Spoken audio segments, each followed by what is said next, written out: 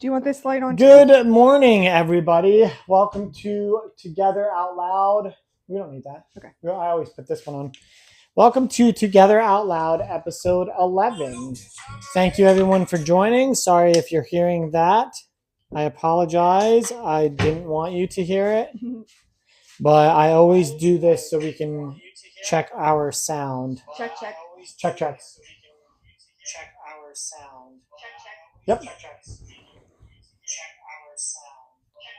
So sound is good. Get close to you. Welcome, episode 11. Thank you for everyone for joining. I'm going to send some invites, and if you do want to sum up, you can send some invites first, and I'll do a summary of. So last episode we went over some things in my past. Well, one thing in particular. I'm not following anybody on this one. Oh, okay. One thing in particular, so I'll be the one to send invites. Yeah. One thing in particular in my past, like a tough time that I ended up going through, and I don't really have anything to correct on that. I did want to mention, because there were some comments on YouTube. I was young at the time too. I think it would have helped if I had known some of my rights a little more and talked to an attorney. That definitely would have been a smart choice, was to get an attorney. And also, I didn't mention that when our daughter was 1, I was going through the process of a DUI through all this as well, just so that you all can recognize what kind of a wreck and a mess I was and my life was. But I wanted to just bring those things up, bring those things to light, because I definitely think that it would have helped to have an attorney and not think that I could just handle a custody battle on my own. So if you're listening to this, or if you've watched episode 10, don't try to fight a custody battle on your own, guys. You should talk to an attorney, because they're going to be able to. Because like I said to the one guy, he commented and he kind of asked like why I didn't talk to an attorney. And I said, well, I just was very timid again and didn't know my rights, which is the perfect reason to talk to an attorney. Mm-hmm. But I also felt like I could defend myself. But I also didn't know if I could say like, hey, can we try giving me custody? Maybe I should have tried that. So I can't fully blame the system and fully blame the court, because I wasn't even clear about what I wanted.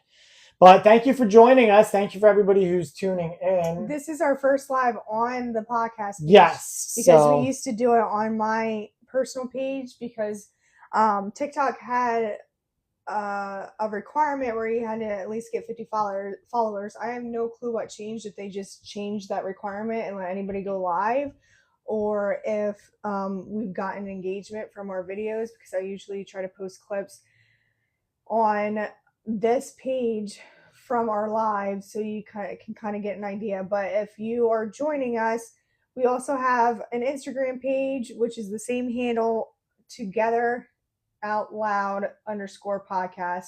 And then we're on Spotify, and we're also on YouTube as well. Like he mentioned, we actually get a lot of engagement and views for how new we still are on YouTube. So that's great, and thank you. If anybody's here seeing us on YouTube, it's the same handle on YouTube as well. So we are just a married couple. We've been married for over 10 years now, and so we talk about cultural things, personal things, obviously, because Jason mentioned that he talked about something very personal for episode 10, and we also are thinking about like doing some fun stuff too, because we do always talk about some advice for marriage and parenting, because we have 3 kids, and we also want you to join in with us. We had our first guest 2 episodes ago, Dan, and thank you, Dan, again for joining. That was very fun. So if you ever want to join, if you agree with us, disagree, or just want to join in and have some advice for people who are married or in relationships. It's not just for married couples, it's also for people who are single, who may not want to get married because of the way society is, and may not want to have kids because of the way society is today. And so that's kind of what we are gonna touch on today. And for people who have children. Yes, she didn't mention that as well. And I just wanted to throw a couple of randos out there.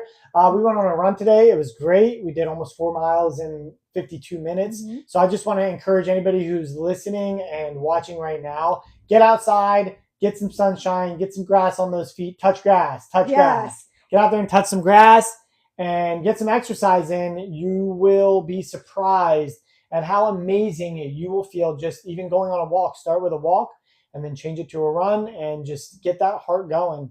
And I'm excited because so it's been really cold, so we've been just doing walks. So because obviously nobody wants to run in the cold. I know a lot of people who do it though. I see people run in the cold, and I'm like, good for you, man. Good for you. Maybe that's a goal that we'll have. Yeah, absolutely.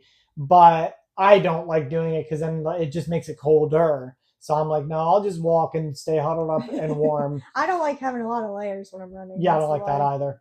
But so I encourage all of you to get outside and do some exercise. And then I also wanted to bring up, I just want to say some prayers for the innocent people who may be suffering the consequences of these wars in Iran and I believe Beirut. They now attacked. I don't know. Can we say attack on here? I would assume we can.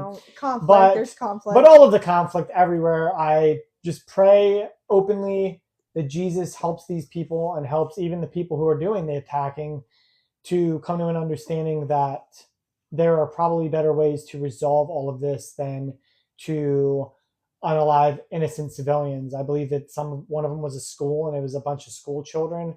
And I may be mistaken. That's just things that I see. So I don't want to put out there fake news for anybody. Yeah. So look into it yourself if you're curious. But I do want to pray for this world, for our leaders. I pray for this world. I pray for our leaders. I pray for Israel. I pray for everyone that is suffering. And I just pray that they seek the light and I pray that they seek Jesus Christ. And I pray, and also for people who are scared. I know it's a scary situation, but do not be afraid. 365 times in the Bible. Do not fear. Do not fear. Do not be afraid, because Jesus Christ is in control and Jesus Christ is in charge. So ultimately, he wins. And even though that's one of those phrases that I don't like because I feel like it's a cop-out, because I feel like we should be doing something, especially with the Epstein files. But and some people should have some consequences. What is it called? It's better for him to have a millstone. Some people some people should have some millstones around their necks and should be swimming with some fishes. Matthew 18:6, one of my favorite, which I want to get that tattooed around the kids' names. That's the point. That's a good spot for it. Well, there was something. Oh, so yeah, real quick on that, because I know that it frustrates you a lot because you want to do something, and that's hard because you don't know what should take priority. So I've been praying for God to show me what my job is in this moment, in this time, and hopefully. And I think one of our jobs is to just spread the word of the Lord here on this podcast. And even though it's a small podcast, like I've said in other episodes, even if we reach one person and they become curious about Jesus Christ because of our podcast, that is a success to us. So, and again, we thank everybody for joining and everybody for watching and listening. Yes, thank you. And if you hear this and you hear about Jesus Christ, I would like you to spread his word as well and try to convince others to pay it forward and find the greatest joy that you can ever find in your life, and that peace in your heart that Jesus Christ brings, and he can bring. But we'll get started. Sorry, we love Jesus. We love Jesus. We definitely love Jesus. Britney Spears. Hey, and also a little prayer to her. She just got a DUI, and they're talking about putting her back on the conservatorship. Because she Looney Tune. No, I think she got messed up. I think she was part of all that. Hullabaloo. The hullabaloo of Hollywood. Oh yeah, because you read her book. She read her book and about what she and Lake went through. Because everybody used to call him Lake. Lake. Anyways, but it's coming out also that they changed a bunch of stuff in her book because she wanted to. But they didn't change what she and Lake went through. No, but she wanted to speak. She wanted to speak of, I'm sure, of really worse things that happened to her. But they're like, nah. Nah, bro, you ain't allowed to talk about the Nope, you can't elites. talk about You that. can't talk about the sacrifices and the elites and the Yeah. P3DO. Anyways, Anyway. we're going to get right into it. Why everything feels overcomplicated now. I'll start it off just by saying that I think technology overcomplicated a lot of things. I think, and there are benefits, there are pros and cons to all of this. I believe that back in the day, life was just simpler because you only had one goal, and that was stay alive. So it was a lot. I mean, that's simple. Just stay alive, keep your kids alive. But now we have keeping up with the Joneses. We have everybody wanting to attain status. We have technology. We have to have what's new and what's cool and what's refreshing and what's awesome and what's hip. And I think that we've lost track as a people and as a society of one, the things that are most important, which is family and love and togetherness, and two, Jesus Christ and God and our Lord and Savior and the foundation of life itself in the Bible and in God and in Jesus and in the Holy Spirit. I'm gonna agree with you. I like that you started out with that technology and social media. There are good and bad things about social media, but I think it's gotten out of control where you can't control it. And I'm gonna go with news spreading. It reminds me of the game that we played as a kid at telephone, where you have the actual message, but by the time it gets to you, it's so distorted, and people just repost without doing their own research. And regarding social media, I'm going to admit, when like Facebook first came out and Instagram, that was at a time that I was like extremely lonely in my life, not just like relationship, like not just romantic relationships, but friendships and family. I just felt very isolated and alone. So I will admit that I would try to play up being happy on social media when it first came out and accomplishing my accomplishments, because I wanted the attention, like, oh, I wanted people to praise me because I felt extremely lonely in my real life. Um, so I can see how that can cause, because people will either only give you the highlights of their life, and so you're comparing yourself, like Jason said, keeping up with the Joneses. It was bad enough without social media. And or people will use it as a way to signal and get sympathy, because one of the, and I'm sorry because I know we will get choked up here on live here, but one of the cringiest things to me is like somebody pre having a pre-recorded video of them crying about something. And I get it. When you talk about something sensitive, you are going to get emotional. Like I said, we get emotional in here going live. But if I'm going to like record a video about something, I'm going to make sure that I control myself before I post it on there. So I think it's very attention seeking. Now, social media has helped with people who are distant. Like I have family members who are out of state, and so like it's nice to have a group. I have a group text with my mom, my sister, so it's nice to keep up with us, because I don't like talking on the phone personally. So it's nice to like just shoot a text about things that are going on with our day. But I also feel like it distanced people too, because of the fact that like we're not doing face to face stuff anymore. You make that as an excuse, like, oh, I'll just send them a message on here, or I'll just scroll on their page and see what they're doing, what's going on with them. And going back to you comparing yourself to others, one of the 10 commandments is do not covet. Like you're not supposed to want what your neighbor has, Or envy. or envy. And that was something that I really struggled with when I was younger, late teens, early 20s too. I would always be like, well, why is that happening in their life and it's not happening to me? Like I always felt like I was late to everything, every milestone in my life. And I don't know at what point in my life I was just like, whatever, like I don't even care what other people are doing, and I don't care what they think about me. And going back to what you said, about people setting up cameras and phones and stuff like that, and crying and stuff. The difference between ours is natural and comes naturally, Yeah. and they are doing it on purpose. They're setting it up, and then they're like, "All right, I'm going to cry." Another cringe one.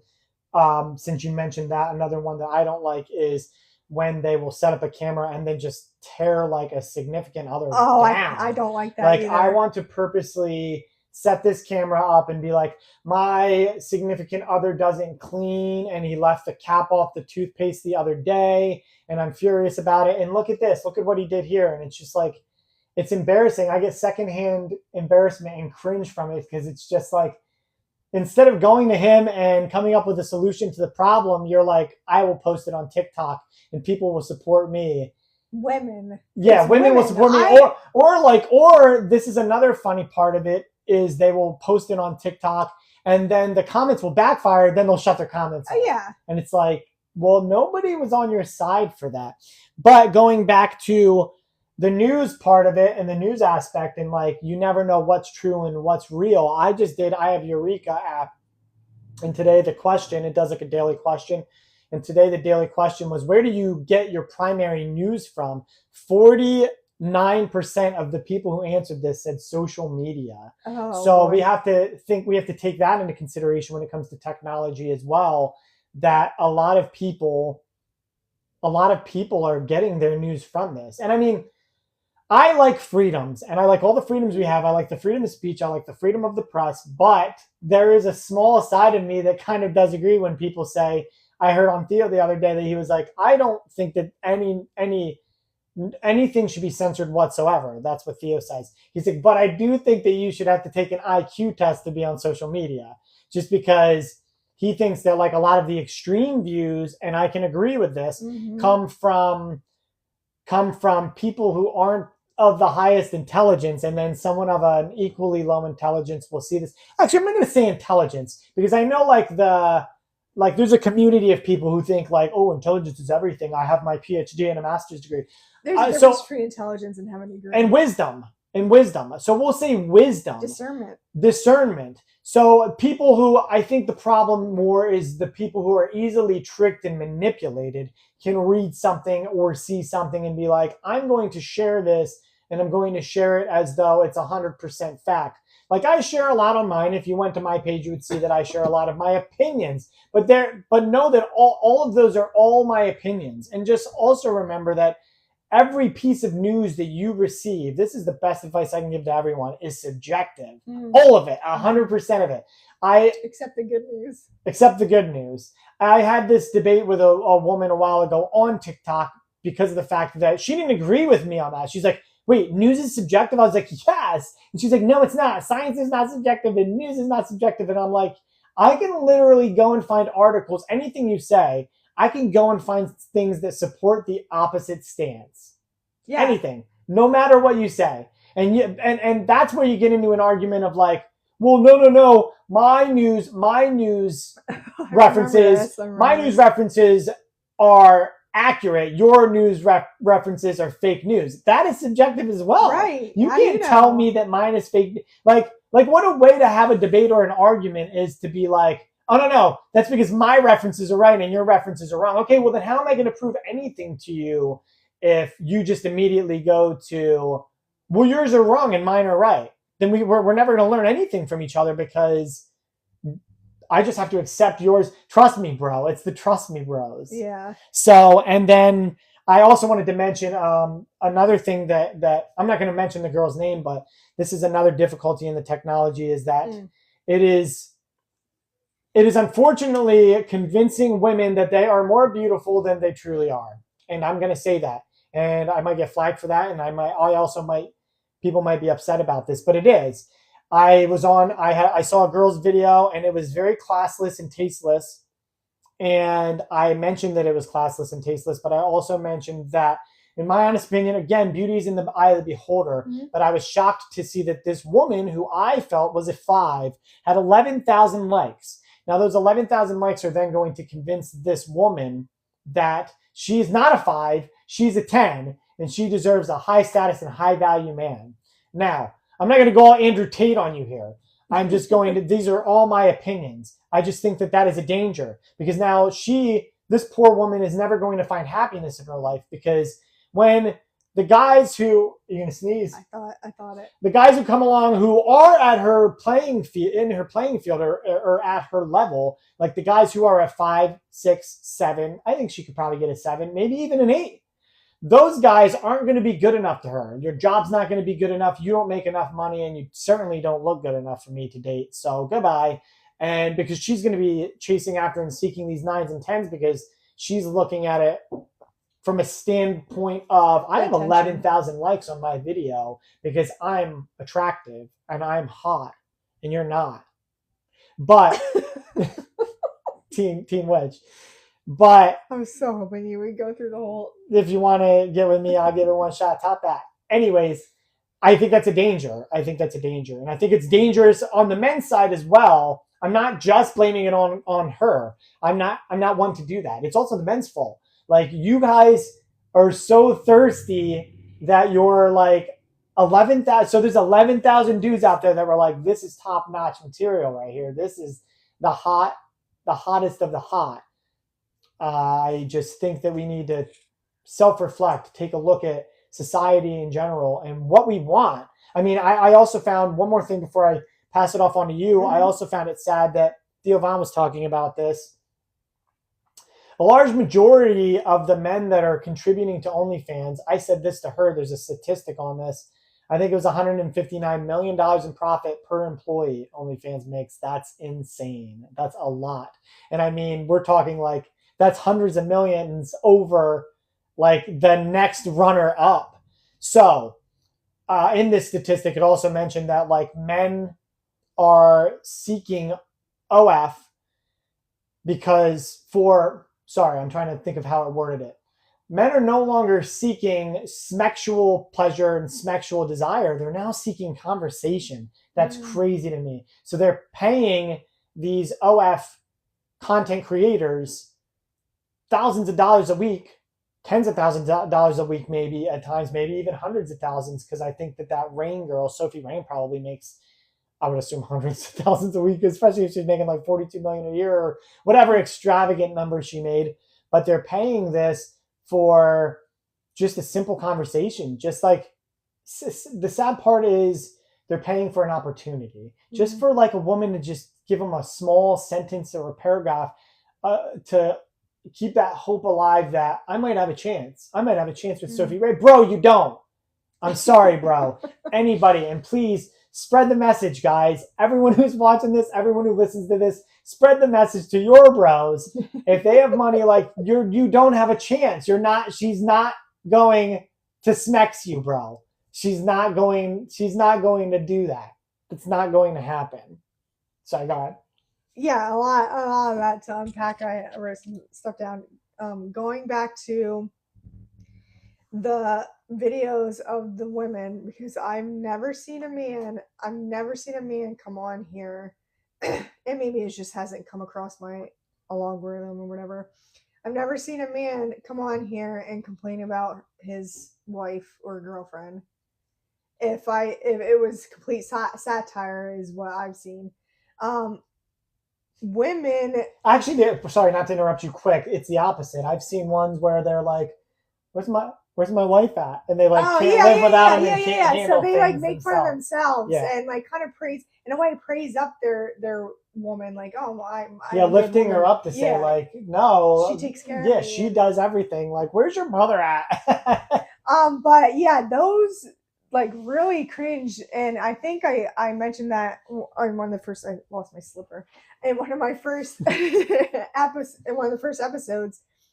It's like, that is also a reflection on, I'm doing the pinch. Ooh. That is a reflection on your choice. So I get embarrassed by the woman too. And like, it's okay, you are choosing the Italian. If this man is as bad as you're making him out to be, you look bad too. Like, I'm embarrassed by you. Like, you're choosing this man that doesn't clean up or whatever the dumb problem is. But also, it's the same. Some of the women also don't contribute a dang thing to the relationship. It like comes out that there's one that I found. The man works 2 jobs. The woman doesn't work, and she doesn't clean the house either. So like, what are you? What are you bringing to the relationship? It just makes them look so worse. And I'm like trying not to judge, but seriously, if you want a good man, then you also have to bring something to the relationship as well. Uh, Also, going back to like these women who are quote fives that are getting a ton of attention, I agree with you. They're going to And if I may, real quick, a 5 is not bad. no, it's A 5 is average. average. You look just like every other average woman. Like women now take that as an insult. Like, no, no, no. There's average, and then there's above average, and there's below average. If you're average, that's a good thing. What you don't want to be is the below average, obviously. But go ahead, sorry. But I also believe that um, part of the problem with internet and all that is all the filters and AI and stuff. You never know like what the woman actually looks like, and you can tell when certain videos they have filters, and they have other videos where it's just plain or whatever. It's like, why can't you embrace being a five? And I feel that like if you're rating somebody or rating a woman, your personality, and again what you bring to a relationship makes your rating go up. I don't think it's just look wise. I think your rating will go up based on what you can bring to the table. And he's showed me that person's account, and it's like inappropriate, and maybe I'm prudish, but like that's what makes me sad. I kind of feel sad for some of these women too, who like, I'm gonna get attention just by my bosom and make really dumb videos. You could. You have a nice bosom. Thanks. Really dumb videos, and like that's what you want. That's what you want to get attention for. I don't know. It's just like is bizarre to me. The whole thing's bizarre, and that's another bad thing about social media and how it complicates a lot of things. It complicates relationships. It also makes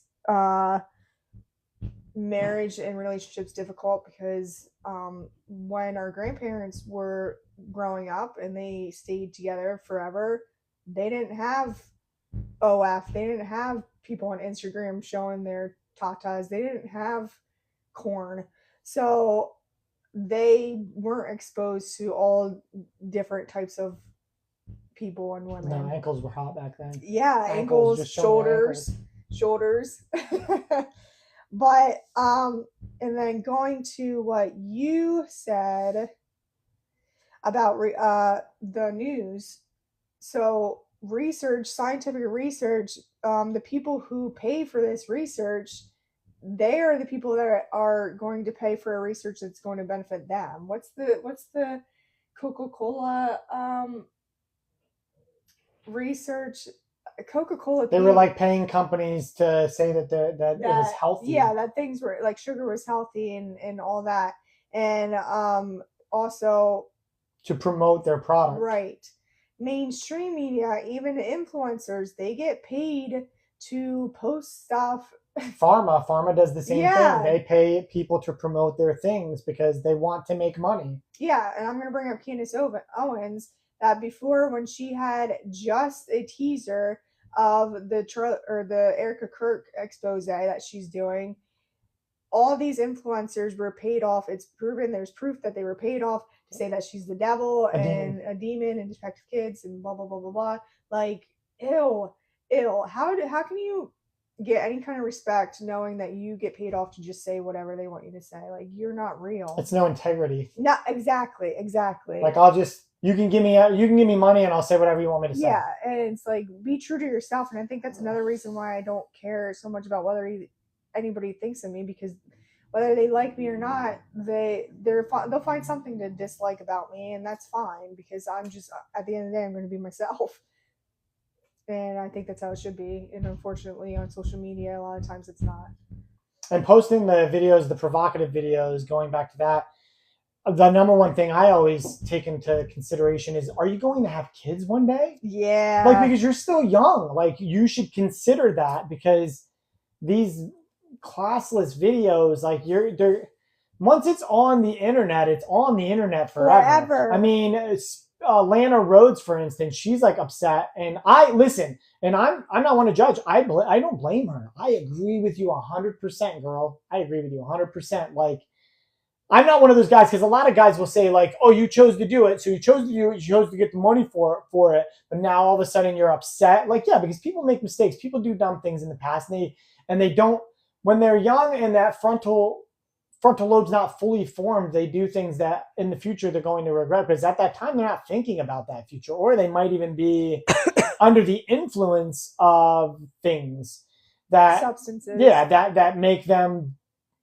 them ignore their future. So I am in agreement with Lana Rhodes in the fact of like, because I've seen her break down in interviews where she's like, I'm just so depressed and sad that like all my business is going to be on the internet for the rest of my life forever. Mm-hmm. And that is sad. I even think that's sad. And I don't care what rights you have. I don't think that anybody should have an ownership over someone's image to the point that like if I come to you and I say I no longer want my image out here, you should have to take that image down no matter what. I don't care about what they signed. That's me being full disclosure and fully honest. I don't care what you signed. If I come to you 10 years later, I should be able to be like, nope, don't want it.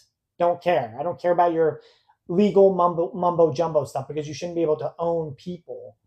But and then also the danger of AI that you mentioned when you mentioned AI, and we don't even know what these women look like, is it pushes bad beauty standards as well. Yes. Because then other girls are seeing these. I think plastic surgery kind of feeds into that as well. And I make that face because I don't like plastic surgery. I don't know how people are so attracted to it. Now, I'm not gonna. I'll be fully and brutally honest. A little bit of it, I can see attractiveness in it. I can see like, okay, you're still pretty, but they just go too far with it. And it's like, I think the saddest one is when women are like 20, 21, 22, Get 23, Botox. and they're already getting like all this plastic surgery because they want to look like these other women. And it's like, you look like you're 40 now. Yeah. Like instead of having that natural, youthful, beautiful look to you, now you look like someone who's 40 who's trying to pretend to be 24, even though you actually are 24. So I think that's another thing that we need to open up about, discuss, and anybody who's listening and watching this, discuss it with other people. And if you know people who are like into that kind of stuff, just discuss with them like, you know, the dangers of going too far, and also just that not everybody's fully attracted to it as well, especially like the girls who see it online on social media and they're like, well, I need to look like that too because and a lot of it is the likes and the subscribers too. Like, well, I need to look like that because she has 1.4 million subscribers. So if I look like that, then I'll have 1.4 million subscribers. And just to be, I think that's why also it's going to go right back to Jesus. That's why Jesus is so important because he'll help you to be comfortable in your skin and to love yourself and not only love the great things about you, but love the flaws about you too, because flaws can also be beautiful. That's why I said beauty is in the eye of the beholder, because someone might look at me and be like, that dude's a 3. And then someone else might be like, that dude's a 10. like a 9. And that's because the beauty is in the eye of the beholder, you know. Well, because some people might not be into tattoos. Some people might be like, oh, this dude's all tatted up. That's gross. What a grossy Josie. Well, that's their opinion. But we'll move on to parenting pressures and the pressures that we feel with everything being overcomplicated when it comes to parenting. So, thinking a little bit here, the difficulty in that is just, it's so hard when the snowball effect causes everything to move so quickly and to grow bigger with technology. It's difficult because you don't want your child left behind and you don't want your child to be that outcast. I mean, I kind of look to the Amish. I'm like, man, look at them. They do it so well. but it's difficult because we're not in that lifestyle. If we were in that lifestyle, it's a lot easier and it's a lot simpler for them. Whereas we're in this lifestyle where schools teach from a tablet now. So, I mean, the technology is utilized, which causes us to have to use it. So we're pressured into having our kids pushed into the forefront of technology. I agree with you. I can't stand tablets because it there's research coming out on how that negatively affects their attention and their intelligence in the long run. And like, how do you fix that when they use tablets at school all the time? They use it to test them and to do assessments and everything like that. And I cannot stand it. I know, like I said, I like the positive of it where they can be creative. There's certain aspects where they can be creative and learn. And I agree with that. But I think it should be very, very, very limited. And also, I'm gonna bring this up because I freaking hate it. Sight words. I cannot stand sight words. I think it's laziness in school. It's laziness because you're not teaching them to sound out words and they're trying to memorize. I can, with my daughter who's in kindergarten, she just guesses because she remembers the words on the list, but she's just gonna guess what the word is instead of using problem solving skills and sounding out the word Pronunciation. and pronunciation. And like, it's so frustrating and I feel like that's going to dumb down kids. You actually have it right there on the table in front of you. Oh yeah, The sight words are right in front of us on the table. and I get frustrated helping her study, and I remind her that I'm not frustrated at her because they taught her how to just guess. But anyway, going back to parenting pressures, us personally, we try to get play dates going. We try to get the kids involved with playing with other kids. They're in sports, they're in community things. We live in a relatively small town, so you'd think it'd be pretty easy to get to know people. But, and this is just my opinion, the parents are weird. And I get it. You want to protect the kids because I want to protect them too. I want to make sure like I know these parents and what I want to know them a little bit before my kid is going over to their house. But it's just I see it seems to be so difficult to get kids together these days, and I think it's because people don't want to get together in person anymore because the kids they'll play on their tablets every once in a while and like chat with friends from school and play games with friends from school. But like when it comes to actually getting the kids together, it seems like it's such a chore, and people just act really weird. And I don't know if it's our town or if it's across the board. This is how it is. So I feel kind of pressure to socialize. Like I'm gonna get out of my shell. Even though I don't want to. I don't want to. Oh, people. Social people. Oh.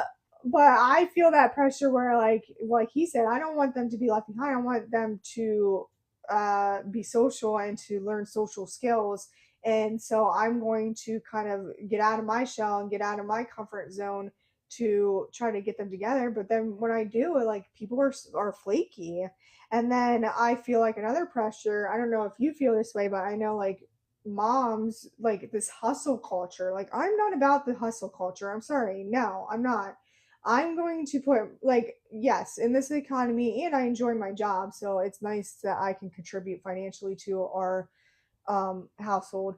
But my favorite that's just a thing to make money and contribute. That's not my life. And my favorite thing is doing like do it yourself stuff and spending time with the kids, doing going on runs. We go on runs with the entire family and the kids.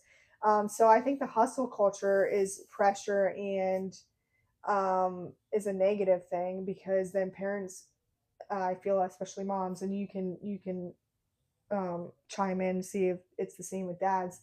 I feel like I have to try to keep up, and if I'm not doing a certain thing as a mom, then I'm not a good mom. If I'm not like hustling and doing all these things, then I'm not a good mom, and I don't think that's right at all. Um, and also there is pressure again with moms having responsibilities. It's no longer a village.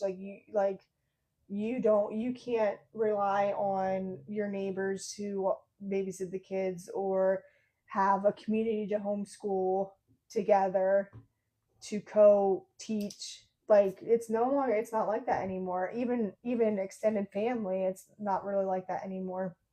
I'm lucky enough that I have my mom and sometimes my sister who lives in town to watch the kids, and sometimes Jason's sister to watch the kids. But it does really feel like very much distant when it comes to raising children, not having extra help anymore like it used to be. I feel for men, I feel this is just my opinion. It might be a little bit of the opposite. And my opinion is, and this might go off on a little bit of a tangent, but I feel like because society has more painted masculinity and manhood and men in a bad light. Okay, so let me first start with like, I feel like men are doing better when it comes to child rearing. I think that men are stepping up a lot more and trying to be more involved in a child's life. But I think that society is asking less of us. And I think the reason they're asking less of us is because I think that we men are generally nowadays viewed as the bad guy. So I think the society wants us less involved in our children. And like, if you show, if you show, if you show courage or bravery, sometimes now that's viewed as impolite and unkind when it's not in fact that. It is just that you're standing for your values and your views. Sometimes I feel like the world is society is trying to push in whatever direction they want to go and get rid of the courageous and the brave, because then it's easier to coax it in that direction. That's just my opinion when it comes to parenting and like pressures from a father's perspective. I don't feel like ours is as much as like busy, busy, busy and rushed. I feel like maybe ours is a little more laid back and kind, gentle. I feel like men are definitely being pushed a little harder into the gentle, softer parenting side of it. Now, going back to like our children and trying to set up play dates and things of that sort, Mm-hmm. I feel like there's a difference between rich and poor. I grew up poor, and it was very easy for us to make friends in our neighborhood because the parents they just were a lot more slack when it comes to. Okay, so Giving I'll you give an some example. freedom. Yeah, giving you some freedom, and I'll give an example. Like when I was in elementary, I wanted to hang out with Billy that I told you that I said about in the last, I think, two episodes ago. One of the ones that surrounded me when I had my first kiss. But I wanted to go hang out Hi, with Billy. Billy, and I wanted to go hang out with John, another friend of mine. But they had money, so they didn't really want their child hanging out with the poor kid. But like the poor kids in my neighborhood, I was more than welcome to go spend all the time in the world with them. So I feel like there's a sad divide there Mm-hmm. where and I feel like that's what happens here. And we make the sad part is we make good money here, but I think ours also here is more the tattoos. So I think when they Yeah. see the tattoos, they just think like white trash, tattoos, white trash. I don't want their kids meddling with our kids and influencing them Or to, maybe they think we're liberal. or maybe they think we're liberal, but I don't want them influencing our kids to do all any kind of weird stuff or get tattoos or anything like that, which we don't. We raise our kids very conservative. We just like tattoos. They're adult stickers. Mm-hmm. I've seen that, and that's what they are. But and also I have a big cross on my chest that represents Jesus Christ, our Lord and Savior, with Galatians 2:20. I am crucified in Christ.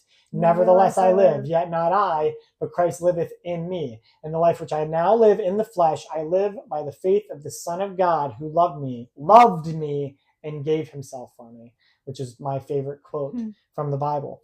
But so, I mean, if they knew those things, or maybe that might be the issue too. Maybe they're just not as close to God and they don't want that in their child's lives. It's, it's strange, but I definitely do think that there's a relation between rich and poor and poverty, because I notice how difficult it is for us to get our children together with these people, because like she mentioned, they're a lot pickier and a lot more like judgmental when it comes to seeing who their children hang out with. I don't, to me, I don't care who they hang out with. I genuinely don't, because they're kids, they're going to grow, and I want them to be social. Now, I think there's a bigger danger, and obviously I wouldn't let them hang out with adults. That's where you get the danger is adults trying to manipulate them and groom them. That's where you get the bigger danger. That's why I also think like when it comes to coaching, there's dangers in that, because you want to keep it focused on the goal and the sport, and you don't want it to start to get personal. Even though I make it personal when it comes to Jesus Christ, but that's because I want everyone to be saved and I want everyone to go to heaven because I love everyone and I care about everyone, especially children. Um, I also think it's like maybe it's just clicky as well, and assumption, like under the assumption, because we live within. I feel like we live within our means. Yeah.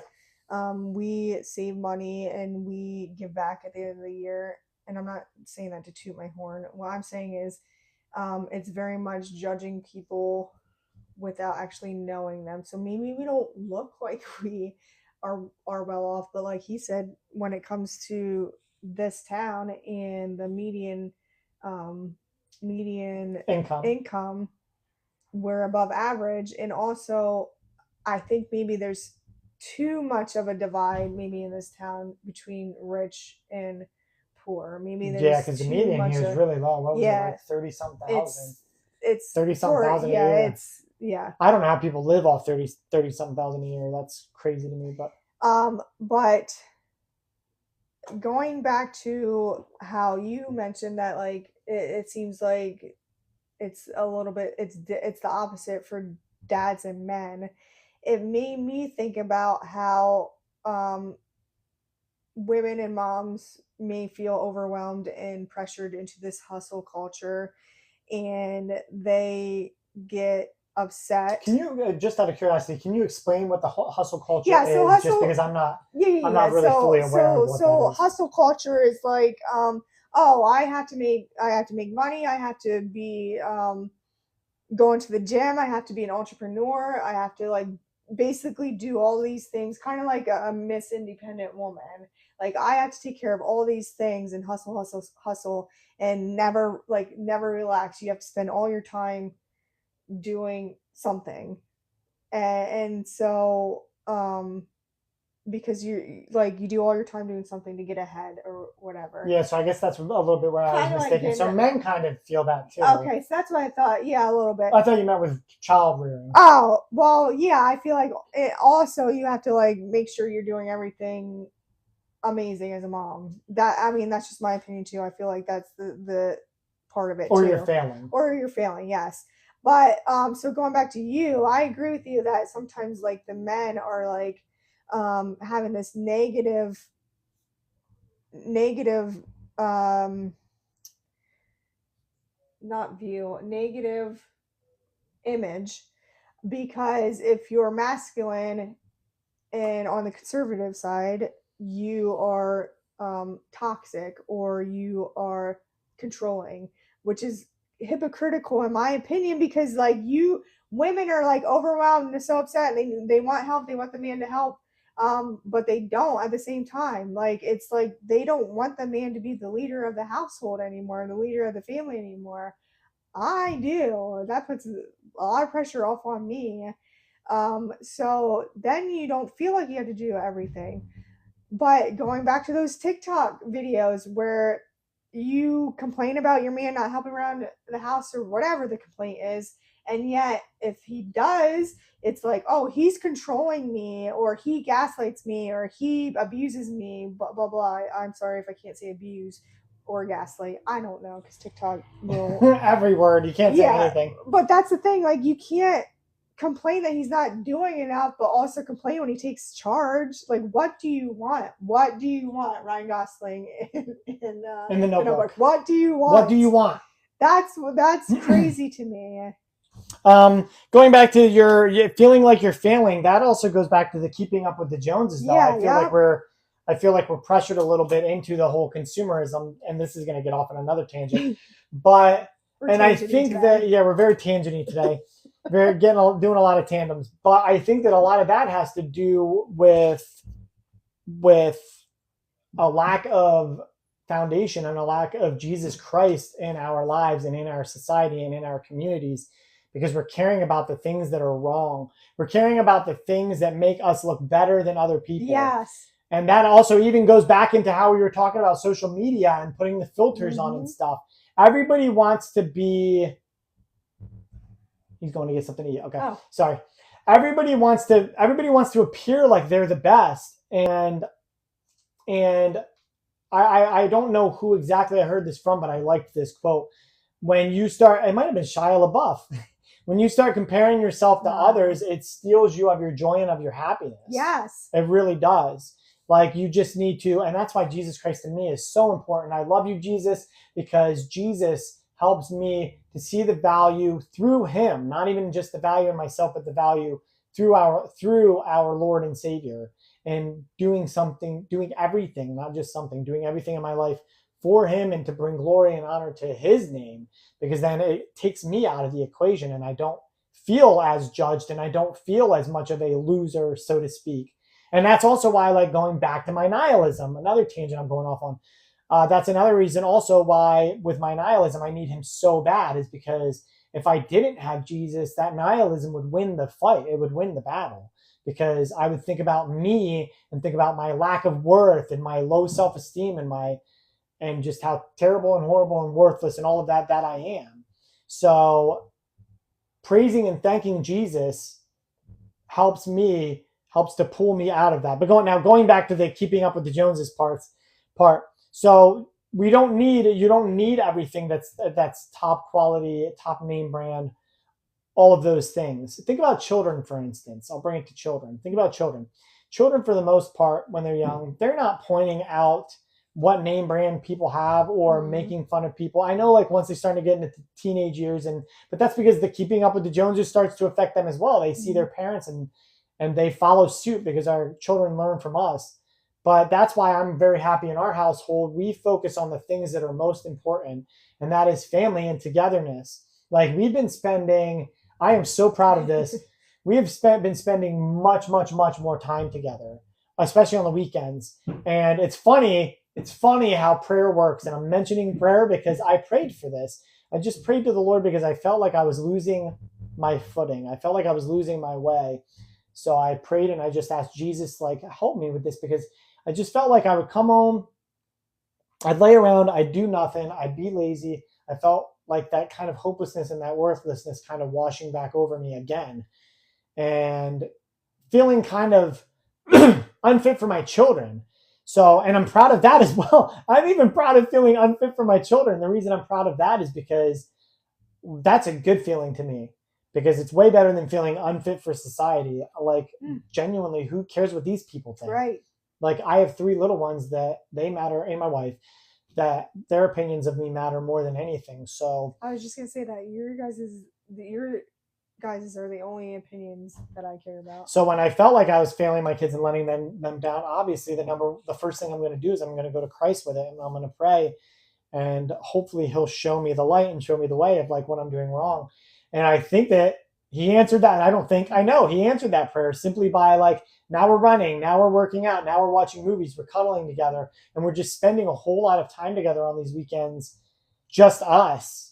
And I love that. And that was Jesus's answer to my prayer of like, this is what's most important. Like, don't worry, don't fret yourself over those little things. This is what's most important. And also we're building a healthy lifestyle in our children. Like, yeah, we let them have the screens and we let them have technology, but they need those breaks, and the fact that we can bring them out and run with them and exercise on a workout bench with them, and then still have that time also to relax and lay back and kick back and watch movies together, play games, play board games together. So I just like that, and we're learning from each other even when we do these things, and we're helping them to grow and helping ourselves to grow as well, and also recognizing what's truly the most important thing in our lives. And I think that it kind of goes back to Jordan Peterson, fixing your own household first and fixing everything that's going wrong in your life before you start worrying about fixing the earth or fixing the world.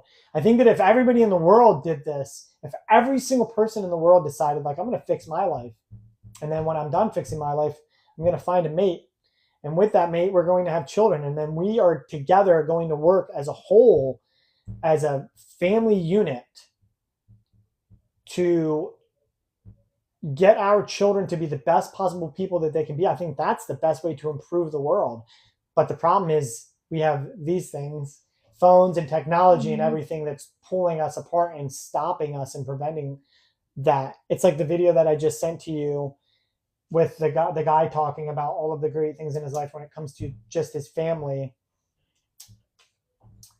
I I loved that. I liked that video. I loved that video because like that's what we put first and foremost is our family. And that's how you fix the world. That's how you make a change is in your own household first and then it will spill over into society and the world. Yeah, that reminds me of how going back to social media, we were never meant to like know everything that's going on in the world right now, and unfortunately we are. And so I feel like that is a contributor of anxiety and depression increasing. Um, Another thing is you about the screen time reminded me. I get so pleasantly surprised when the kids decide to do something on their own that I did not drill into them.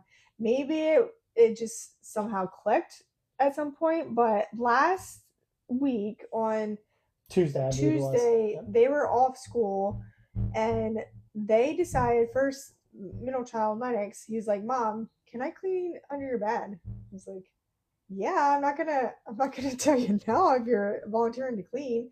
So he took the time to clean, and then Kiefer, our oldest, was like, you know what? I'm not gonna be on my iPad for 2 weeks. And the other two kids were like, yeah, we're not gonna do that either. And Kiefer has a VR too, so he's like, I'm not going on my VR either. And it like shocked me that they came up with that on their own for no particular reason.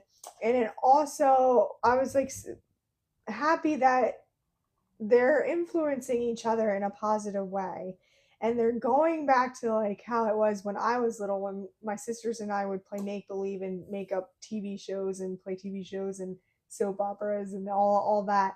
And it like I get so just elated when they play together and use their imaginations. I think we need to get back to that, and it makes me look forward to summer too, because usually they're like whining, complaining, where I'm like, all right, no iPads today, or you're done with iPads now. Time is up for that. So like, and also they haven't whined about it. It's as if they kind of just forgotten about it, and so it makes me happy that they're not getting attached to that, and maybe they're realizing like this is not the way life is, and maybe it's us.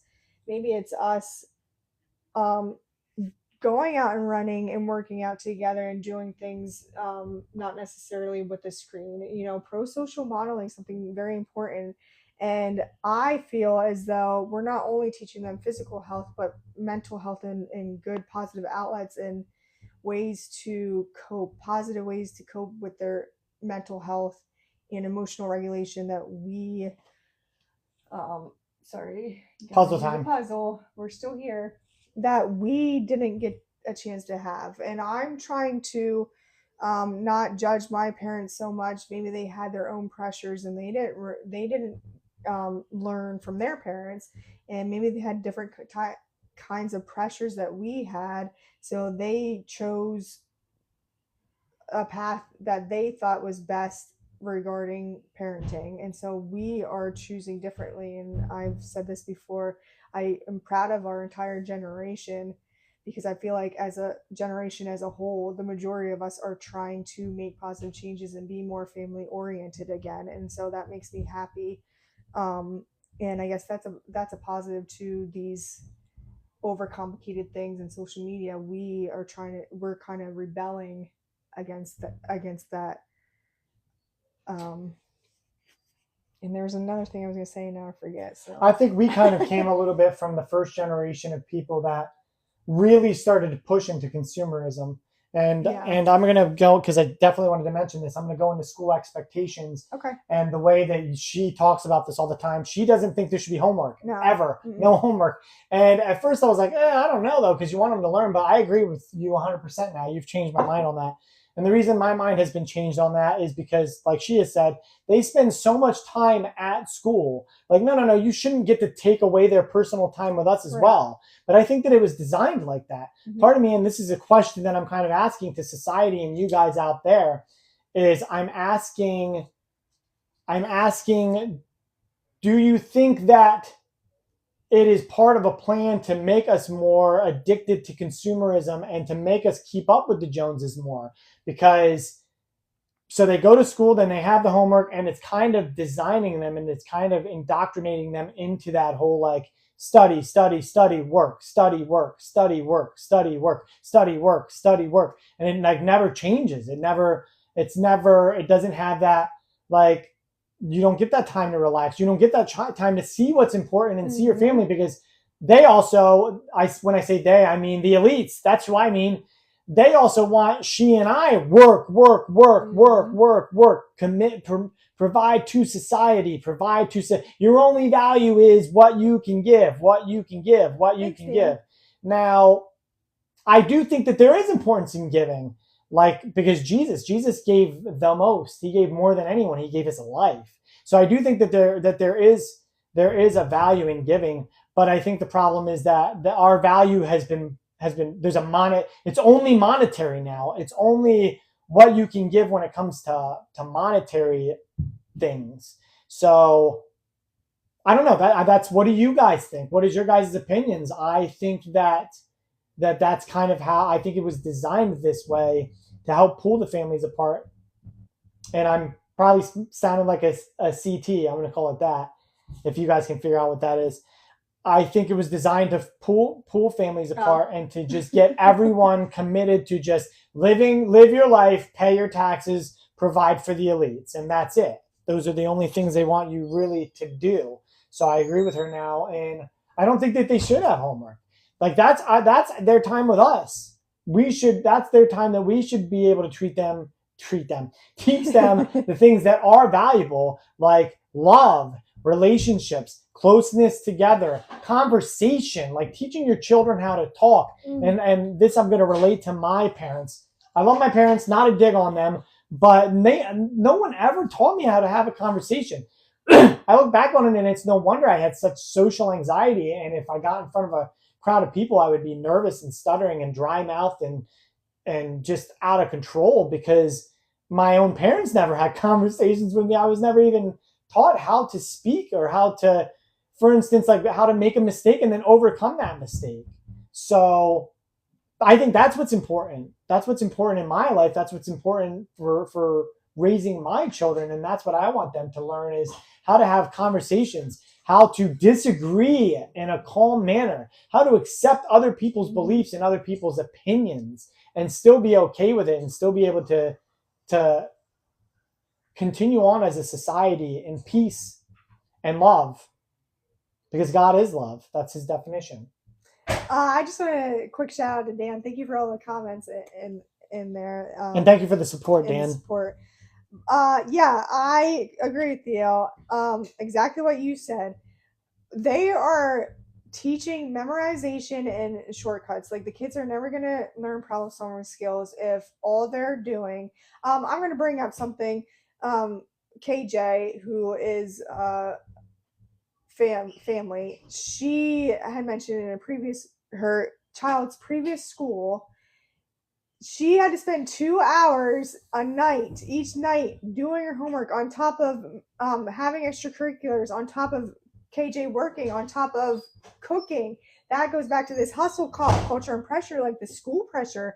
That's not okay. That's why yeah, if my kids are just average students, I'm fine with that, whatever. What I do like in the school system is, now they call it STEM. It's like technology and science. I do like that because Kiefer, especially, he's very hands on and he will get bored very easily. So I love hearing him tell me about the scientific experiments that he's done. I know we're going over a little bit, so I'll try to. No, you're good. You're good. I Um, didn't even go up yet, so but we're good. yeah, I want them to spend the time that they have at home with us, because of the fact that we also are working 40, 60 plus hours a week. So to have them come home and then have to do homework, like, what am I paying my taxes for? You need to teach them. But also, I want to spend that time teaching them life skills. Like, the boys are very into helping me cook now, or when They mow. we They do, mow the they lawn. mow the lawn, they shovel. We like to do like day trips. When we do day trips, so for example, Penn's Cave is something that is close to us, and it's a cave tour where you go on a little boat through the caves. That is something that I think you kids should be spending time on, and that's why I really like the idea of homeschooling. And unfortunately, because of the economy and stuff, it can be difficult. I'm sure you can make it work, but it would just be very difficult. And I wish there was a way for us to homeschool. I like the idea of the social aspect of school, but if I could educationally choose a curriculum, I'd rather them do like more life skills homeschooling, because they're going to grow up and learn to be just a body in a factory or memorizing stuff, not actual life skills. And that's what the people in charge of this country want. And then going back to you, how we also like work to pay taxes. That's the whole feminist movement. Women wanted equal rights and to go into the workforce, and then they don't realize that you were brainwashed. And that's another thing I understand. So you want to like work to pay money to the man, but you don't want to be controlled by the man in the household. Like, that doesn't make any sense. You want your boss to be your boss, but not your man to be your boss. I'd much rather my man be my boss than those people, because I know he's going to have my best interest at heart. And the government doesn't know anything about me except I'm just a number and how much I'm giving them. It's tax season, and so I'm annoyed.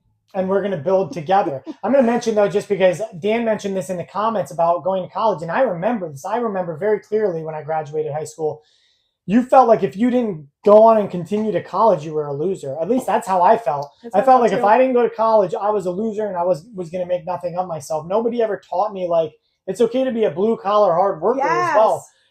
And they kind of make the world go around. I'll mention actually a guy that I follow on Instagram, and he's like, things that men shouldn't be doing. And one of the things he said is like this: you shouldn't be a social media influencer. And I kind of agreed with him. I was like, yeah, I mean, because really blue collar is what makes the world go round. Continue. And guess what? Women don't want to do those jobs. I know I don't.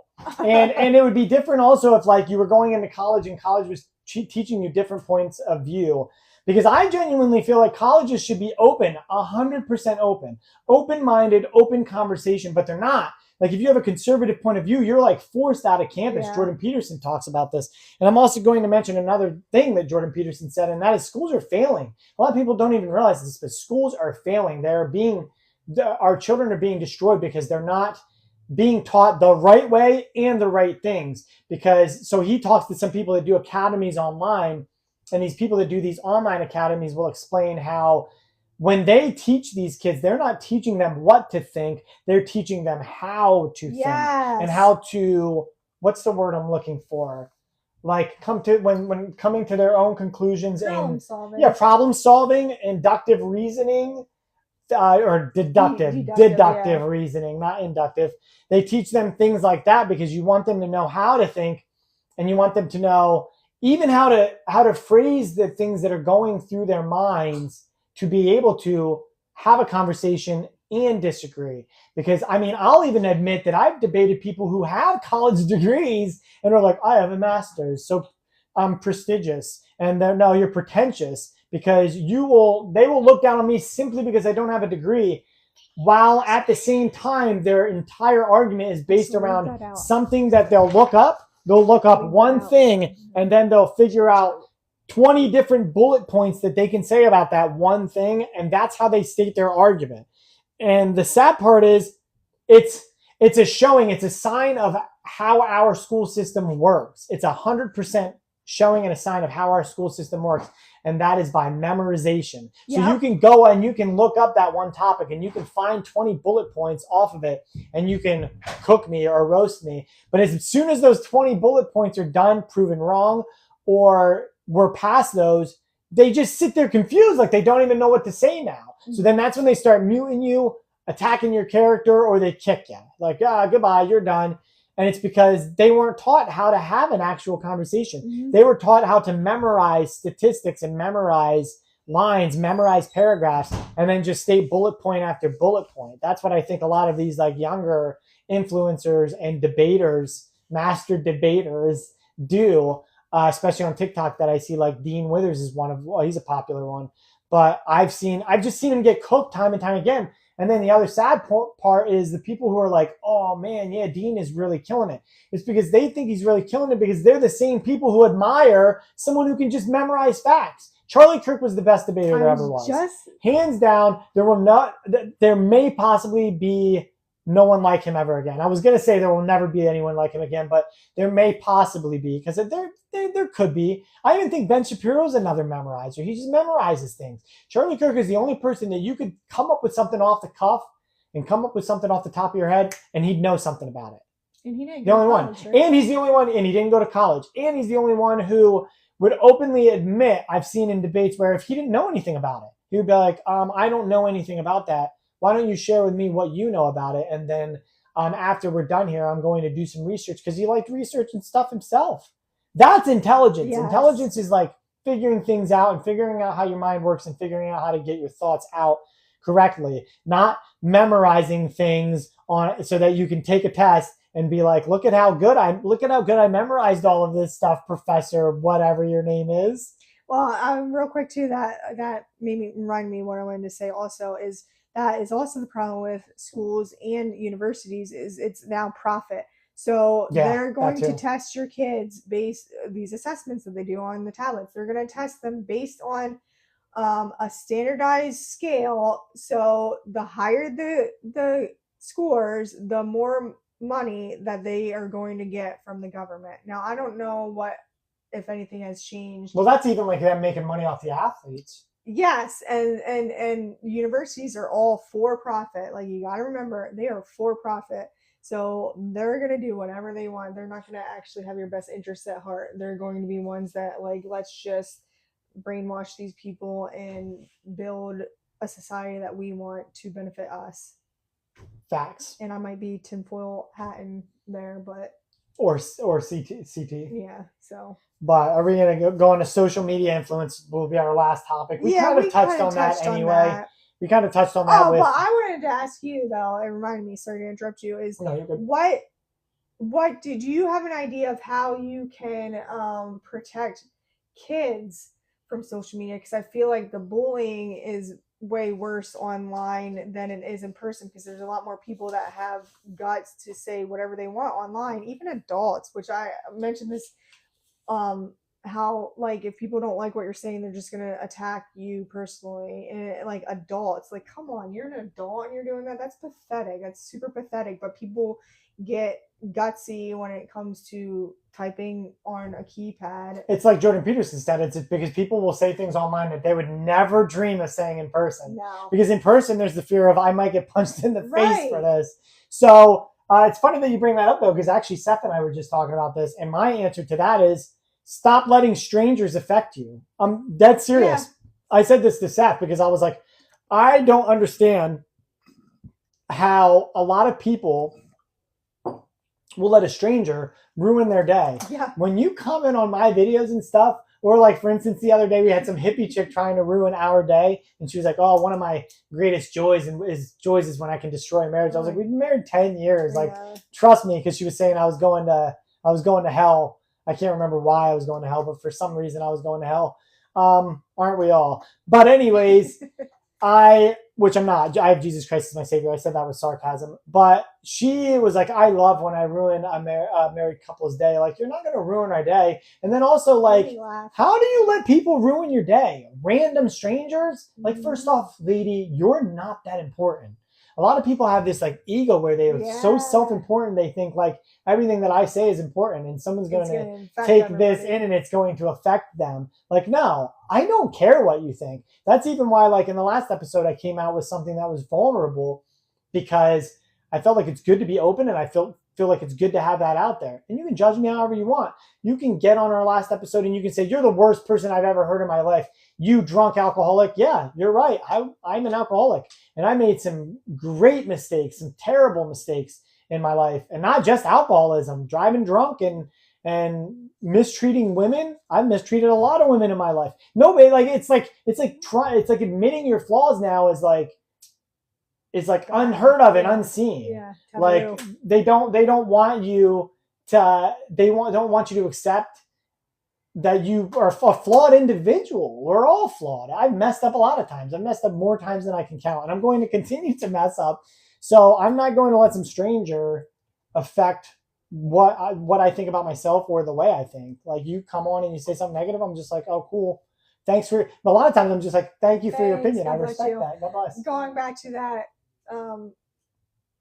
adult film star who is frustrated, and some people are like, "Oh, well, you made the choice. Lana Rhodes. Now your consequences." I couldn't remember which one. Um, that also is like what kind of piggyback on that. Like people don't want you to change. Like don't want to believe that people can change and be better people. Don't you want somebody to improve? Don't you want somebody to realize like, oh yeah, I made some mistakes in my past? They want to hold that against you rather than encouraging you to be a better person, and that is sad to me. It's Yeah, in a incredibly society sad. where everybody just wants everyone to be perfect. And I that's the reason I love Theo Vaughn so much. Like I loved it. I love that people can come out and just say what's wrong with them. I admired it. I admired it so much that I was like, on our podcast, I'm going to do the same thing. Yeah. Like I'm going to talk about where I messed up, because it takes courage and it takes bravery, and that vulnerability is just so, it's impressive to me. It's impressive. And if you don't follow Theo Vaughn and you don't listen to his podcast, you should, because it really is. I mean, he gets deep. He gets deep sometimes. And that's how deep I want to get sometimes, is like that darkness in my soul, that hurt that I have, that I don't know where it came from. And I feel like sometimes when you talk about it and you get it out in the open, you can heal better and you can figure out where all of this hurt and this trauma comes from. And forgive yourself, And because forgive yourself, because that's the important hardest too. part. But the society in general also should, like, we need to forgive others, guys. We need to follow Jesus Christ's footsteps and learn to forgive others. And thank you for everybody coming in and joining and listening. I saw that Joe joined. I worked with him before. He's a good Hi, dude. Joe. Thanks for joining, Joe. We appreciate you joining. Thank you for stopping in and listening. Yeah. And we were supposed to get an overregulation and lack of common sense too. That was another bullet point. We never even touched on that. We can. That can be part. We'll of piggyback that onto the next episode. Overregulation and lack of common sense, because Lord knows I've lacked common sense my whole life. Though I was pretty book smart in school, but I wasn't very street smart. And my family used to make fun of me because they were like, "You literally lack common sense." She knows too.